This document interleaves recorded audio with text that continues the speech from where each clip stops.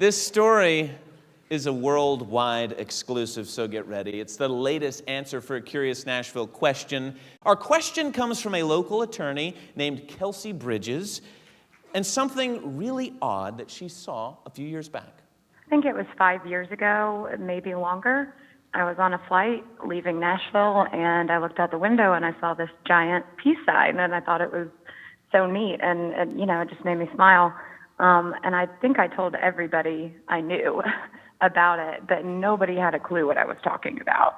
Okay, a giant peace sign in the forest in plain view, at least to anyone up in the sky above Nashville International Airport. Has anyone here seen it?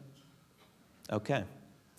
Kelsey wanted to know who created and who keeps up this peace sign. So we asked WPLN reporter Tony Gonzalez to investigate, and he did. And to give you the full effect of what we have learned and who we met, we have Tony here with some special guests. Please also welcome the Duck on a Deer puppeteers.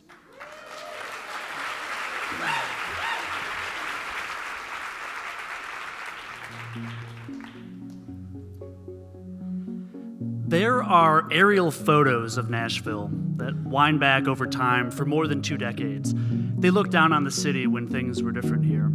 And in one image from 2004, the faintest outline of a peace sign appears in a field next to the airport. Poke around a little more online, and a few airplane passengers have taken photos of it. And on social media, there are plenty of conspiracy theories about its origins. Do you think maybe that it's a crop circle made by aliens? I think it's probably a farmer who got confused with his row crops. You know, there's a broadcast tower near here. It's for that classic rock station. Maybe they did it. Guys, I bet it was just made by some old hippie. It took me more than a Google search to get my first breakthrough. In some Nashville property records, from what I could tell, the peace sign is actually on airport property, not on some neighbor's land. So I called airport spokeswoman Shannon Sumrall. Hello, this is Shannon. And I warned her this wouldn't be a typical news question. Are you going to feature us on Curious Nashville? Well, that's a good question. Let me lay this out for you. Are you familiar with this peace sign cut into the woods near the airport? Oh, yeah. Uh-huh. I'm just really curious to learn more.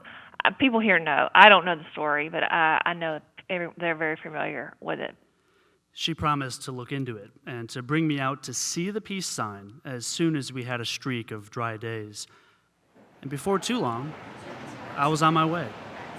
The curbside area is a loading and unloading only zone. At the curb near departures was an airport pickup truck, and out popped a welcoming man in a blue button-up shirt with the airport logo over his heart. Are you the man we're meeting today? I think so. We're going to go over in the woods and look at a peace sign. That's the plan, right? Usually I'm working. This is just fun. Earl Tuggle, a guy in his mid-60s who gives the first impression of a friendly uncle or a trustworthy handyman. He has a white goatee, his eyes behind sunglasses. He wears a ball cap with a stitched patch for some kind of reunion for pilots. At his hip, a hefty set of keys on a carabiner. Hanging from his neck is a photo ID on a lanyard. And pinned to that is a little metallic peace sign. What is that? You know what that is. I've been wearing those since 1969 or so. Then it's into the truck and buckled up for a ride to go see the peace sign. Okay. Just like that, I think I've met the creator. It feels too easy, except that Earl is kind of sly, even about that little peace sign that he's wearing.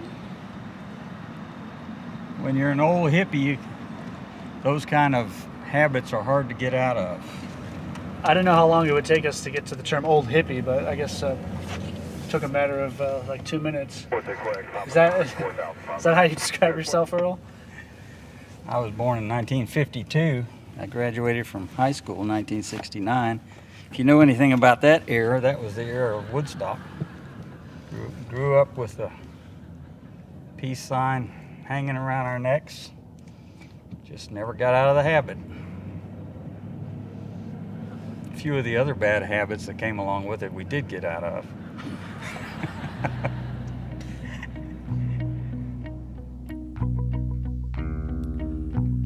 Earl has been on the airport grounds crew for 22 years, roaming across some 4,500 acres. He clears snow and ice and helps to mow the grass. He tells me straight, in 2004, he started using a tractor with a 15-foot blade to routinely mow over his 3-acre design a few times each year. Everything else grew up. Grasses sprouted tall, blackberry bushes came in, and evergreens and pear trees reached 6, 8, then 12 feet tall. And this vision of peace came into being. So that is the answer to the basic version of Kelsey's question. But Earl, cagey, cool Earl, why would he go through this trouble?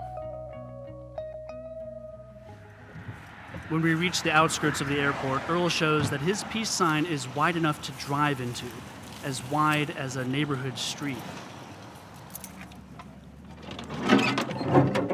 Duck or bleed.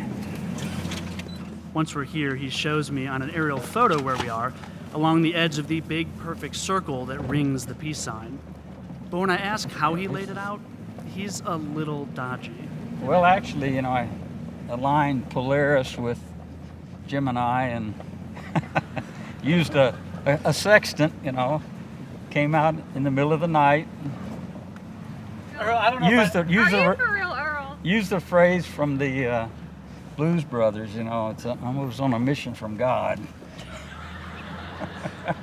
Earl, I haven't known you long enough to know if you're being straight with me or not. I don't know either. Are you for real? This is the middle of it right here. He's not gonna tell you. He's not gonna tell you.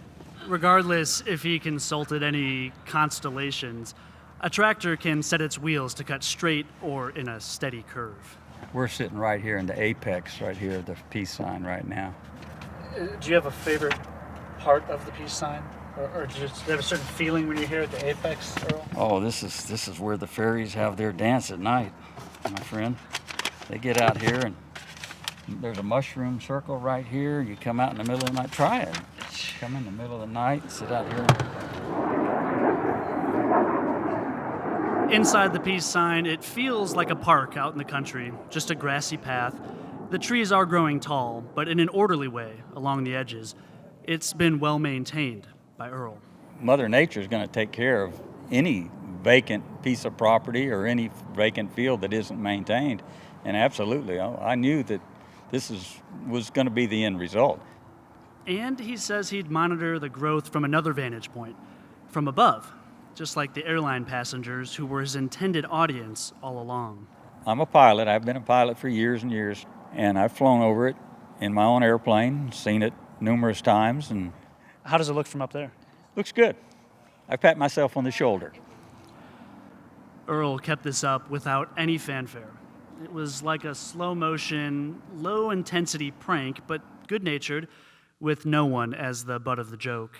I've never told anybody. I mean, it's nothing I've ever consulted with anybody about, nothing I ever asked permission for, and nothing I ever figured would stir much interest. Eventually, Earl's secret became impossible to hide. Shannon says it was easily visible on aerial images. Some of the people in charge had questions, but they never stopped him. And meanwhile, another group had also become acquainted with Earl's work. The air traffic controllers. Part of their job was to direct Army National Guard helicopter pilots as they came into land. Well, they needed a spot to designate where they could stop over and hold on the east side of the airport without interfering with the traffic. So they picked this peace sign. When they first started coming in and out of here, they would tell the pilots to hold over the peace sign. The first time I heard the air traffic controller over there tell the Army helicopter to hold at the peace sign, I knew it was done. I had done my work and accomplished my goal.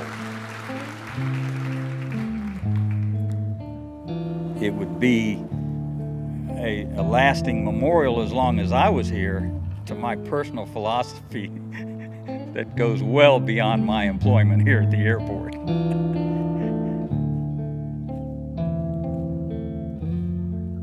Earl's personal philosophy of peace is earnest and unironic. And this is what I could not have anticipated beneath the surface of what at first seemed like a random symbol out in the woods. I wear a peace sign. I live by the credo of peace. Like I say, it's something I've lived by since, I was brought up in the Vietnam era, and I spent enough time with Uncle Sam during the Vietnam War to understand that killing people for fun wasn't the right thing to do, or for no reason. And so I've dedicated myself and my life to trying to make whatever little imprint I can on the world with leaving a peace sign behind. You can tell he really means this, and his long-term care for the peace sign is pretty good evidence. The rest of my life is going to be peace sign related. However many years God gives me from now till the day I drop dead is going to be peaceful. And wherever I am. I don't know that I'll always be in Tennessee, but I can guarantee I'll be surrounded by peace wherever I am. And hopefully you will be too.